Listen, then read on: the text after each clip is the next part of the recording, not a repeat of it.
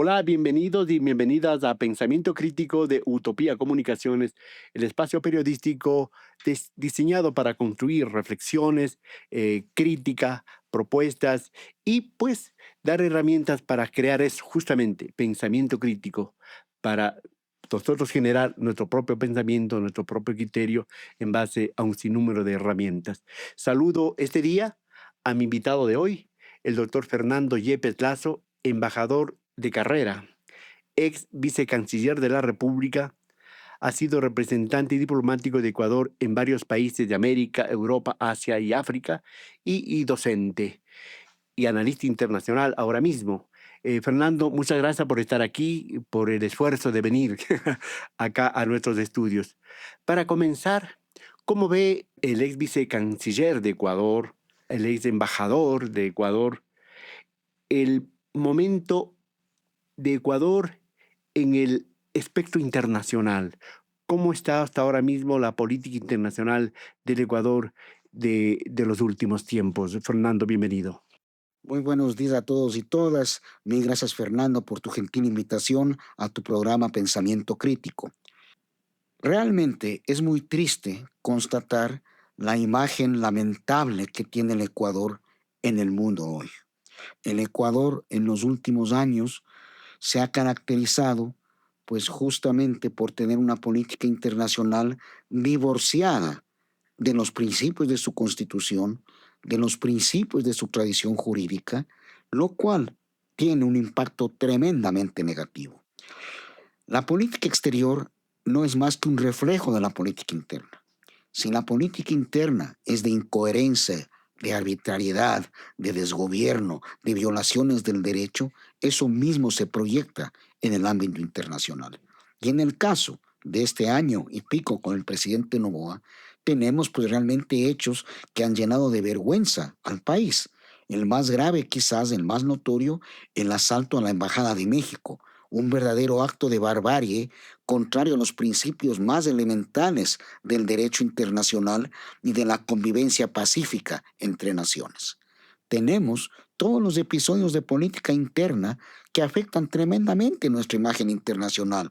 El tema de no acatar las normas constitucionales, las normas del Código de la Democracia para el proceso electoral, el nombramiento, pues violando toda norma de vicepresidenta a dedo, el no reconocimiento de las funciones de la vicepresidenta, más episodios pues tan penosos como el tema del papelón con la venta de chatarra, de armamento ruso a Ucrania, que fracasó ante la reacción de Rusia, la vergonzosa posición del Ecuador de apoyar el genocidio en Gaza y la limpieza étnica de Israel. Todo ello es contrario a lo que ha sido la posición internacional del Ecuador, cultivada y trabajada durante años por el Ecuador con una diplomacia pues vinculada a los grandes principios de la Carta de las Naciones Unidas, una diplomacia pues que ha defendido los más altos valores y principios de la comunidad internacional. Igualmente tenemos pues una serie de hechos, ¿no? Directos que suman a esa lamentable imagen internacional que tuvo un ejemplo clarísimo en el fracaso rotundo de la cumbre iberoamericana. No asistió ni un solo jefe de Estado. Mi invitado, el embajador Fernando Yepes, ha dado ya un contexto, unas ideas respecto a lo que él considera lo que ha sido hasta aquí la política internacional del presidente Daniel Noboa. Bueno, a eso habrá que agregar los últimos temas, ¿no? El asunto de imponer el 25% de, de aranceles a México, pero que creo eso se dijo, pero no se sabe. El asunto ahora mismo del decreto, eso de la amnistía migratoria para los venezolanos, el asunto de la caída del campo Sacha, todo eso también me imagino que sí repercute en la política internacional. Y eso a la larga puede significar un aislamiento del Ecuador, puede significar, es decir, la falta de garantías y seguridad jurídica, todo eso. Pero ¿por qué hemos llegado a este momento? ¿Es un asunto de concepción? ¿Es un alineamiento respondiendo a intereses externos? ¿Cuál es la idea, Fernando? Mira, lo primero quiero subrayar muy bien lo que has señalado tú. Es decir, temas como lo del campo Sacha, el decreto sobre el tema migratorio con Venezuela, todo ello afecta la imagen internacional del Ecuador. La política exterior de un país, para que sea respetable y respetada, tiene que ser seria y coherente. Y aquí lo que encontramos es justamente falta de seriedad, improvisación, falta de conocimiento y falta de coherencia en todo sentido. El tema pues tan lamentable que tú has mencionado, todo ello que tú has mencionado, los tres temas que tú mencionas, afectan muy negativamente. Aquí tenemos algo muy claro. Ni en el gobierno de Novoa, ni en el gobierno de Lazo ha habido la más mínima concepción clara de lo que es la política internacional. Si tú revisas sus planes de gobierno, no encuentras más de 4 o 5 líneas al respecto, lo cual es risible porque, y totalmente inadecuado e impropio, porque la política internacional es uno de los ejes principales de la acción de todo Estado. Y en este caso, no tenemos absolutamente en ambos gobiernos, y más en el de Novoa, ninguna importancia concedida a ese eje en su plan de gobierno. Si a ello sumamos que la Cancillería está encargada a una persona totalmente improvisada, que no tiene la más mínima experiencia en este trabajo, que es un trabajo especializado, que demanda formación académica, experiencia política, experiencia diplomática, conocimiento del mundo internacional, pues tenemos los resultados que estamos viendo. Y si a ello sumamos una sumisión tan ridícula, tan ajena a los intereses ecuatorianos, como es la sumisión al tutelaje de la superpotencia de nuestra región y del mundo, los Estados Unidos, de una manera irreflexiva, como el tema que tú pues, señalaste muy bien, esto de pretender imponer aranceles a México, porque el presidente de Estados Unidos, en uno de sus primeros anuncios, dijo que podría imponerlos, hecho que no se ha concretado, pero el Ecuador se apuró a seguir aquello que decía el presidente de los Estados Unidos. Todo ello son síntomas y hechos que reflejan esta incoherencia, falta de seriedad, falta de concordancia entre la política internacional y los principios que deben regularla, que están puntualizados en nuestra Constitución, y una carencia absoluta de conciencia de lo que es el interés nacional. Estamos conversando con el ex vicecanciller y el embajador Fernando Yepes. Todo esto sumado a lo que dicen los expertos, los que conocen del tema, de la falta de institucionalidad en el Ecuador, abonan a que, por ejemplo, el Ecuador no sea un atractivo para la inversión extranjera, Fernando. Así es. La inversión extranjera en el Ecuador ha llegado pues a los montos más reducidos de los últimos años, y esta falta de captación de inversión extranjera tiene varios motivos: la inseguridad en el país, la violencia en el país, la falta de seguridad jurídica adicionalmente, la falta de confianza en un gobierno que viola el derecho internacional. Si un gobierno es capaz de invadir una embajada, ¿qué garantía tiene que va a respetar el contrato para una inversión extranjera? Si a eso sumas un caso puntual como el del campo Sacha, que sin entrar en análisis pues más profundos, notas desde luego improvisación, apuro, intereses creados, todo ello contribuye a una imagen tremendamente negativa. Si tienes un presidente que no respeta su constitución, que nombra vicepresidenta a dedo, que ocurre lo que ocurre, todo eso ahuyenta la inversión. No crea las condiciones necesarias para que en temas en los que indudablemente se requiere inversión extranjera, se requiere pues tener flujo de capital nuevo, no hay ese atractivo, porque a pesar de que hay interés, si las condiciones no son las mínimas, imposible que se Embajador, concrete. pero en estos días la señora canciller estuvo en Viena, Ujú, Austria, en una reunión de las Naciones Unidas, ujú.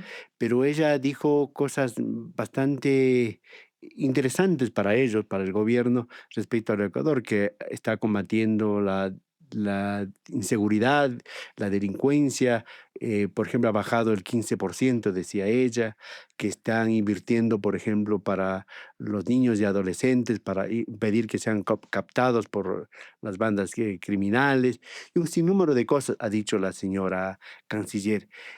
Pero, ¿qué se sabe del Ecuador afuera y qué dirán cuando le oyen a la señora canciller?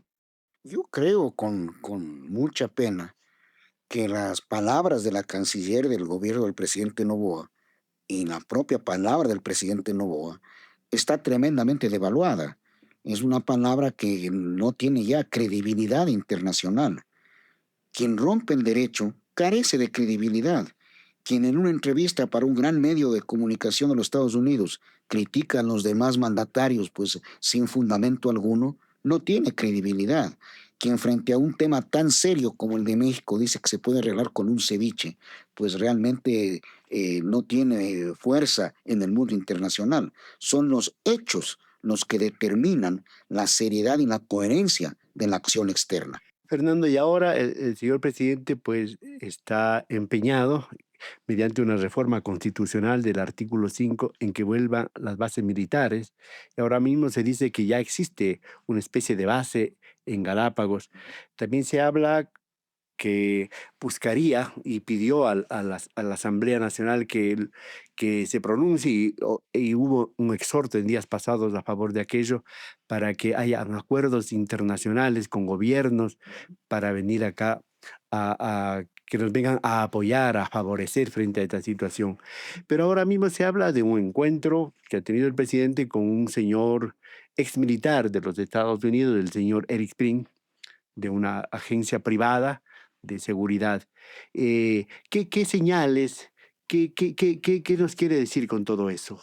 Mira, yo creo que la primera conclusión que saca cualquier observador imparcial es que el gobierno no sabe qué hacer, que el gobierno está desesperado, que el plan Fénix, tantas veces anunciado, tantas veces difundido como lo que será un gran éxito, todo lo que hemos oído y escuchado, pero nadie ha visto ni una coma del plan Fénix, peor resultados, es una mentira. Y tratar con una empresa privada de la peor reputación en el mundo, una empresa de mercenarios, para que vengan a dar seguridad en el Ecuador, realmente no solo que es una afrenta a la soberanía y dignidad del país, sino una afrenta a la dignidad de las Fuerzas Armadas y de la Policía Nacional. Es algo inconcebible, inaceptable, muy diferente de lo que es la cooperación internacional entre estados. Tú como embajador sabes, como vicecanciller, cómo funciona, cómo se gestiona el asunto de la cooperación internacional, en este caso militar y de otro género también, para buscar, para buscar que vengan especialistas a asesorarnos, pero sin que eso signifique que estamos, no sé si reconociendo o desconociendo que nosotros tenemos fuerzas armadas y tenemos policías, que hacia allá tenemos que apuntar a fortalecerlos, a darle todos los recursos y capacitación para que ellos sean los que nos defiendan. Aparte, por supuesto, transversalmente, atendiendo las causas que originan todo el asunto de la violencia, es decir, una política pública desde lo social. Así es. Yo creo que Luisa González ha sido muy clara al respecto. Ella, con toda precisión, ha esbozado lo que serían los lineamientos del plan de acción que tiene en la Revolución Ciudadana en esta materia. Ha sido muy enfática en el tema de la cooperación internacional soberanamente acordada, es decir, una cooperación acordada entre dos estados que reflejen una conjunción de intereses para lograr un fin de interés común. Esto queda muy claro. El combate al delito transnacional es un tema de interés común.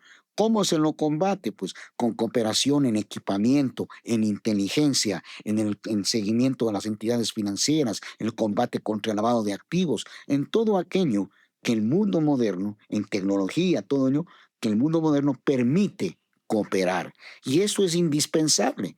Y como bien señalas tú, y sobre todo como lo ha enfatizado tan precisamente Luisa González, todo esto de la mano de recuperar la institucionalidad del país en el manejo de la seguridad y de atacar las causas profundas de la violencia y la inseguridad en el Ecuador.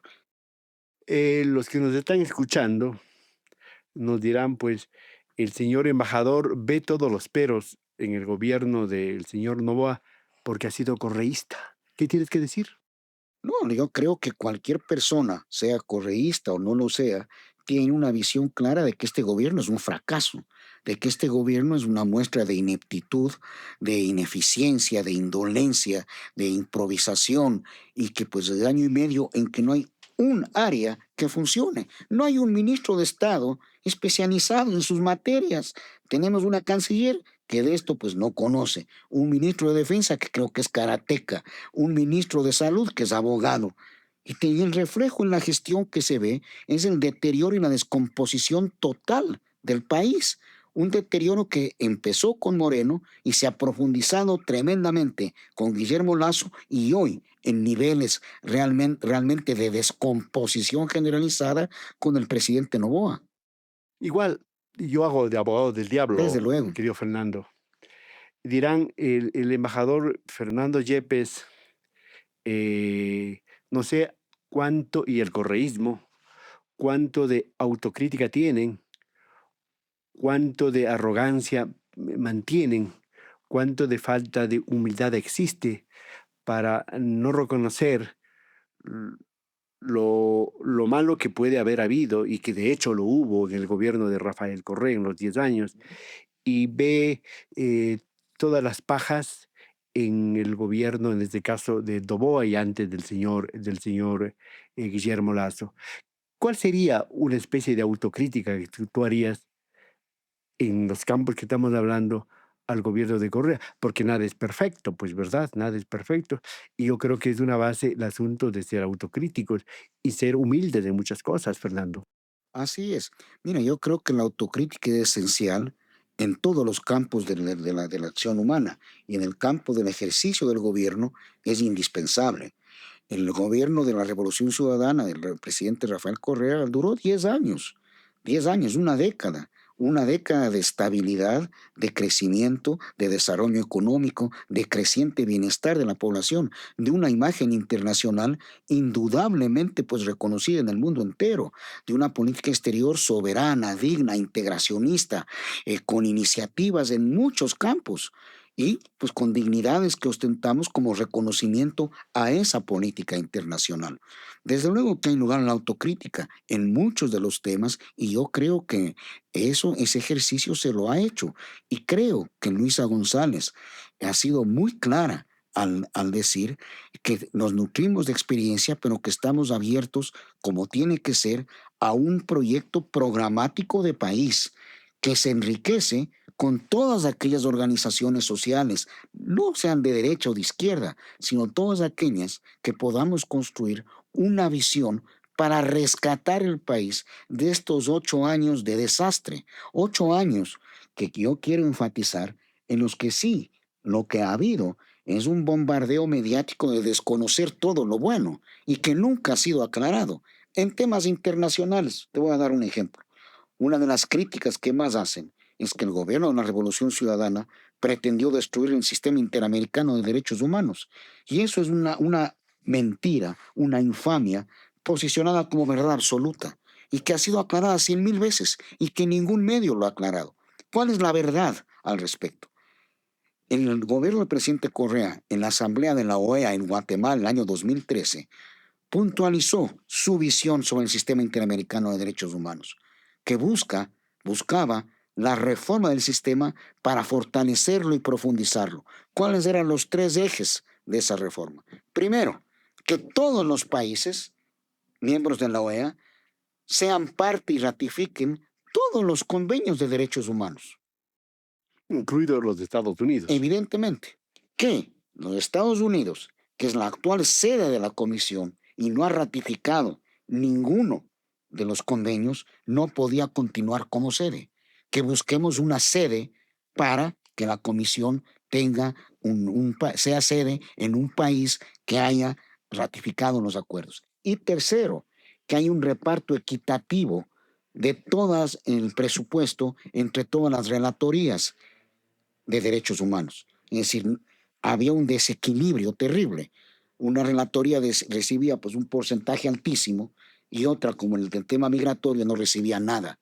Esos tres puntos de ninguna manera buscan destruir el sistema de derechos humanos, sino fortalecerlo. Y hoy tenemos, por ejemplo, que somos tremendamente vulnerables a que el gobierno de los Estados Unidos, como ya lo ha hecho con el Consejo de Derechos Humanos de la ONU, pues se retire, reduzca el presupuesto. ¿Y qué va a ocurrir?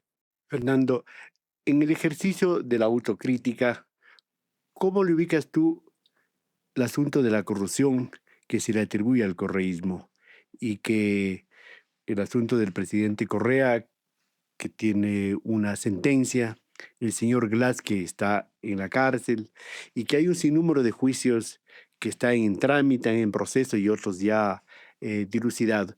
¿Cómo entiendes tú ese asunto dentro ya de un ejercicio de autocrítica? Mira, yo creo que en todo gobierno, hay casos de corrupción, casos aislados, casos determinados, X puede ocurrir, más aún en 10 años. Pero yo sí quiero ser muy enfático. El caso del presidente Correa, del vicepresidente Glass, de varios ministros de Estado, son casos de persecución judicial que no resisten el más mínimo análisis serio.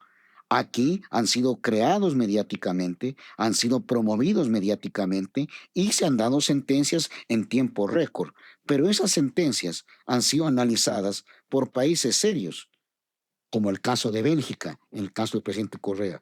Yo fui embajador en Bélgica 6 años y medio y antes fui consejero en Bélgica 5 años. Sí, conozco perfectamente cómo funciona el sistema belga. Y el sistema belga es el propio de un Estado institucionalizado, serio, muy serio. Si ahí se analiza y determina. Bruselas no se presta. No, ni México, ni Argentina, ningún país, ni el Canadá. No es solamente Bélgica, son todos varios países que han analizado estos procesos y pues no encuentran más que persecución. Por eso conceden asilo. Sin asilo, el asilo parte, ¿no es cierto?, de principios jurídicos y de la seriedad de los estados, en el compromiso que adquieren al firmar las convenciones. No es una cosa gratuita, no es un cuaderno de Hello Kitty hecho en un avión en 30 minutos, ¿no? Ni una sentencia de casación que dura años, obtenida en 30 días, ¿no? Con una fiscal, con jueces como conocemos, que no ven al caso entrar pues, de mayores calificativos que todo el mundo conoce. Por acá el hecho cierto, ¿no es cierto? Es que el lawfare, la persecución judicial, la judicialización de la política, ha llegado a niveles pues increíbles en el Ecuador. Ni siquiera Interpol, ¿no es cierto? Que es la policía internacional, pero que tiene un departamento jurídico, desde luego, para ver si proceden o no los pedidos de los países, acepta los pedidos que formula en Ecuador en estas causas judiciales. Todo esto, algún momento, se solucionará en cortes internacionales y brillará pues la verdad. Sin que hipotéticamente la señora Luisa González gane la presidencia el 24 de mayo, tome posesión en Carondelet, vaya, lo que diría, meter mano en la justicia para favorecer a sus líderes. Yo creo que Luisa González ha sido absolutamente clara y precisa al respecto, ¿no? El tema del presidente Correa y de otros líderes, pues se trata en cortes internacionales y ahí habrá resultados. Ni el presidente Correa aceptaría ninguna amnistía, peor Dulto. un indulto, ¿no es cierto? Ni hay esa posibilidad. Acá es clarísimo, ¿no es cierto?, el tema. Dejamos ahí el tema nacional y nos vamos imaginariamente a trasladar a la geopolítica. ¿Cómo ve el embajador Fernando Yepes? Van a cumplirse 2 meses recién de la presidencia del señor Donald Trump en su segundo periodo. Y por lo general en América Latina, en Ecuador, se dice, esperemos los 100 días para hacer una evaluación, pero él firmó una cantidad enorme de decretos, que se llama aquí, ¿no es cierto? Y ha dispuesto un sinnúmero de cosas. ¿Cómo ve el embajador el nuevo periodo del señor Trump, que como que se le va a acabar el mundo, está haciendo cosas, muchos dicen, a la tonta y a la loca? Mira, realmente todo el mundo sigue con mucha atención y no con poca preocupación el inicio tan fuerte de la nueva presidencia de los Estados Unidos. El discurso inaugural en el que nuestro presidente pues fue a aplaudir, ¿no? Realmente es una pieza eh, que llama muchísimo, muchísimo a la reflexión. Un discurso con, con xenófobo de persecución y criminalización de la migración, y el Ecuador tiene más de 1 millón de ecuatorianos en los Estados Unidos. Es inaudito, increíble que el presidente del Ecuador pueda aplaudir un discurso que criminaliza la migración cuando el Ecuador, y más en su gobierno, ¿no?, expulsa de su patria a los propios connacionales. Es lamentable el discurso proteccionista del presidente Trump. Los Estados Unidos, entre comillas, creadores y adalides de libre comercio, hoy pues lo eliminan, Y del globalismo. ¿no? Realmente termina el libre comercio y volvemos al proteccionismo más radical. Aquí lo que interesa es que nuestros productos se vendan. Y acá entra aquello que como en las condiciones que nosotros queramos. Punto. Y si hay que sancionar, sancionamos. Hay que imponer aranceles, imponemos. Y tenemos estos anuncios reiterados. Voy a imponer a México aranceles, voy a imponer al Canadá. Y al final, pues, el tema no se llega a concretar, pues hay negociaciones, todo lo demás. Pero la voluntad de imponer eh, el músculo de la gran potencia está presente. Tenemos casos terribles anunciados como el tema del canal de Panamá, que es realmente el intervencionismo pues en su máxima expresión. Realmente alguien decía con mucha precisión, y yo lo reproduje en un mensaje en la red X, el discurso del presidente Trump es una mezcla de la doctrina Monroe, del destino manifiesto y del gran garrote. Todo ello, ¿no es cierto?, configura para la región una situación complicada. Y para el mundo también, si vemos el tema de Israel, el tema de Gaza, el tema de Rusia, Ucrania, todo ello da una reconfiguración diferente. Porque el tomar el canal de Panamá, el Golfo de México, que ahora se quiere llamar Golfo de América, el asunto que Canadá sea el Estado 51, Groenlandia porque por seguridad de los Estados Unidos, la humillación a Zelensky, queriendo que se firme así coaccionadamente para explotar todos los minerales raros que tiene ese territorio ucraniano. Todo eso, y el asunto de Gaza, lo has dicho tú, y ahora Siria, por ejemplo, tenemos a Siria también. Todo eso, ¿en qué puede terminar? El señor Trump dice que él no quiere la guerra, pero esto a la larga puede llevarnos a la guerra. Mira, yo creo que es un escenario internacional tremendamente complejo, muy complejo. Y en ese escenario, para el Ecuador, para América Latina, el camino imperativo es la integración regional. América Latina tiene que integrarse, tiene que tener una voz única, soberana, de dignidad, de defensa de sus recursos e intereses en un mundo tan complejo en el cual tú ves la voluntad de avasallar principios, de imponer condiciones y de tener una óptica muy diferente de aquella que motivó la creación del orden mundial después de la Segunda Guerra Mundial. Hoy, uno de los principales miembros del gobierno de los Estados Unidos ha llegado a declarar que la permanencia en las Naciones Unidas es inútil, que no sirve para nada. Entonces, si tienes una visión tan peligrosa como esa, realmente es indispensable una reflexión profunda del sur global, del mundo entero, para enfrentar un escenario internacional muy complejo. Y el aliado, no sé si natural, que era la Unión Europea, ahora mismo está, no sé si confrontado, no sé si por Ucrania o no sé por qué, con los Estados Unidos. ¿Cuál es el futuro, por ejemplo, en este contexto, el asunto de la Unión Europea? Mira, yo creo que la Unión Europea históricamente ha sido un actor gravitante, un protagonista en el mundo, pero en los últimos años, desgraciadamente, ha dejado ese protagonismo para convertirse en un protagonista totalmente alineado con los Estados Unidos. Ha dejado de tener gravitación propia. Y el mejor ejemplo reciente de ello es el tema de la guerra en Ucrania, ¿no? Hay una guerra pues creada, ¿no es cierto? Y que hoy vemos ¿cómo se pretende terminar? Sin que ni siquiera se sienten a la mesa de negociaciones los europeos, que pagan gran parte de la factura de la guerra, que han visto obligados a poner sanciones a Rusia, sanciones que les afectan muchísimo a ellos también. Ellos pagan por el gas, por ciertos servicios, por una serie de productos, muchísimo más de lo que pagarían si tuvieran una relación fluida. Ahora piensan a aumentar su gasto militar, lo cual genera pues todas las incoherencias que conocemos. Escuchaba hace unos par de días a una de las diputadas más destacadas en el Parlamento Europeo decir que un rearme europeo se va a costa del estado de bienestar, a costa de los hospitales, la educación pública, todo aquello que Europa ha construido. Hoy Europa deja una lección al mundo. Las grandes potencias, la gran superpotencia Estados Unidos, no respeta a los serviles, no respeta a quienes son sumisos, respeta a quienes tienen posiciones de firmeza, dignidad y soberanía.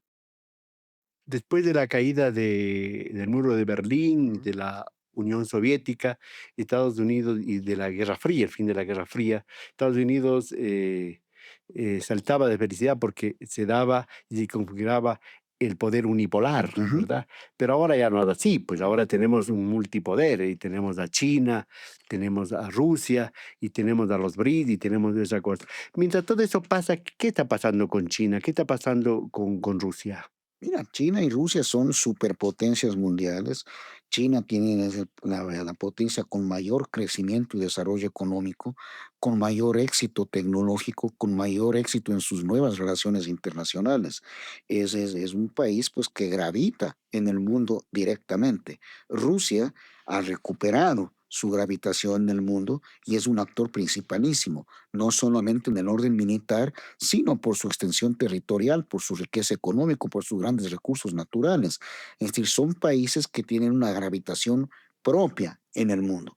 Si a ellos sumamos las potencias emergentes de los BRICS y todo el sur global, encontramos que el camino que debe seguir el mundo en desarrollo es la construcción de un mundo multipolar en el cual el sur global, los países en desarrollo, tengan un espacio definido, un espacio de gestión, de gravitación, que permita justamente la construcción de un mundo más justo y solidario entre todos, sin imposiciones, sin falsas ilusiones como el fin de la historia. La historia no termina mientras no todos tengamos mayor justicia y equidad, hayamos derrotado el hambre y la pobreza y el analfabetismo y tengamos todos educación y salud. Cuando hayamos cumplido esas metas como humanidad, estaremos en una etapa diferente. Para terminar, ¿podemos descartar o, o dormir preocupados que algún momento, no sé cuándo, podemos amanecer con una tercera guerra mundial, con una guerra nuclear? Yo francamente me niego a pensar que la locura llegaría a la destrucción del mundo.